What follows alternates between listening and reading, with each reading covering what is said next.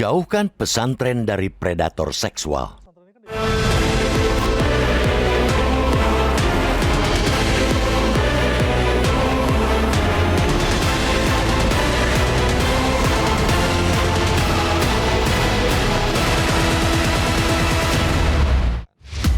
Pondok pesantren, Ponpes, adalah tempat pendidikan yang seharusnya aman, bermartabat, dan mengedepankan perlindungan terhadap santri. Para orang tua percaya menitipkan anak mereka ke pesantren bukan sekadar demi menimba ilmu, melainkan juga untuk dibentuk akhlaknya.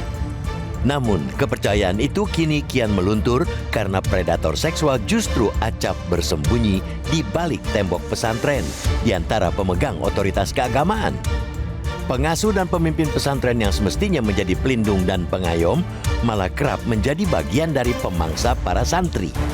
Fakta bahwa pesantren menempati posisi kedua dalam pengaduan kekerasan seksual setelah perguruan tinggi sebagaimana dicatat Komnas Perempuan bukan sekadar angka. Ini adalah sinyal darurat. Ada masalah serius dalam sistem perlindungan di lembaga pendidikan, terutama yang berbasis keagamaan dengan konsep asrama seperti pesantren. Kasus di Ponpes Ndolo Kusumo, Pati, Jawa Tengah menjadi potret nyata terbaru dari ironi yang terus berulang itu. Dalam kasus Pati, puluhan santri perempuan diduga menjadi korban dan pelakunya ialah pimpinan pesantren sendiri. Lebih memilukan, para korban berasal dari kelompok rentan, yakni yatim piatu dan keluarga kurang mampu. Ini bukan hanya kejahatan, melainkan pengkhianatan terhadap amanah. Yang tak kalah mengkhawatirkan ialah lambannya penanganan hukum.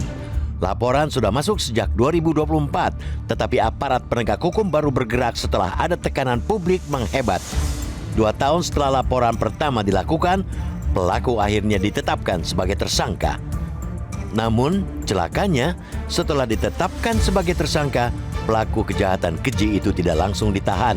Bahkan belakangan, ia mangkir dari panggilan penyidik dan diduga melarikan diri.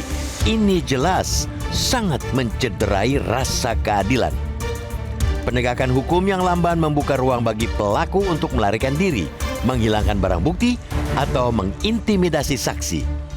Mestinya, aparat tidak boleh memberi celah sekecil apapun. Ketegasan adalah harga mati dalam kasus kejahatan seksual, apalagi yang melibatkan anak dan lingkungan pendidikan. Lebih dari itu, praktik menjaga nama baik lembaga dengan menutup-nutupi kasus harus dihentikan. Tidak ada alasan mengorbankan para santri yang menjadi korban demi melindungi nama baik institusi. Jika ada pembiaran, itu adalah bentuk keterlibatan. Negara harus hadir secara utuh. Penanganan kasus tidak boleh parsial. Pendampingan korban, perlindungan saksi, hingga pemulihan psikologis harus berjalan beriringan dengan proses hukum. Korban tidak boleh dibiarkan berjuang sendiri. Pelaku harus dihukum seberat-beratnya. Penerapan pasal berlapis dari Undang-Undang Tindak Pidana Kekerasan Seksual (TPKS), Undang-Undang Perlindungan Anak, dan KUHP adalah keharusan.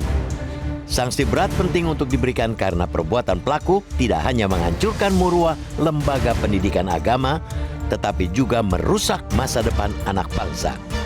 Di sisi lain, kasus ini juga harus menjadi titik balik perihal pengawasan dan penerapan sistem perlindungan santri di lingkungan pesantren. Pesantren wajib berbenah dengan membangun sistem perlindungan yang ketat, transparan, dan akuntabel. Kita tahu bahwa relasi kuasa yang timpang antara pengajar atau tokoh agama dan murid, terutama di lembaga pendidikan keagamaan, selama ini kerap membuka peluang penyalahgunaan wewenang. Ketika otoritas berada di tangan satu pihak, potensi penyalahgunaan bisa muncul jika tidak diimbangi pengawasan yang kuat. Karena itu, negara harus hadir untuk memastikan pengawasan atas sistem itu berjalan baik. Pada saat yang sama, pesantren juga punya pekerjaan rumah besar untuk kembali pada jati dirinya sebagai ruang aman. Buktikan pesantren bukan sarang predator seksual.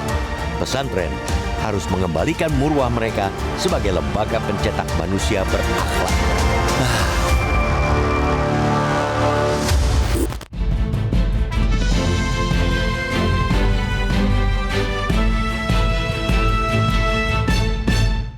Jelajahi cara baru mendapatkan informasi. Download Metro TV Extend sekarang.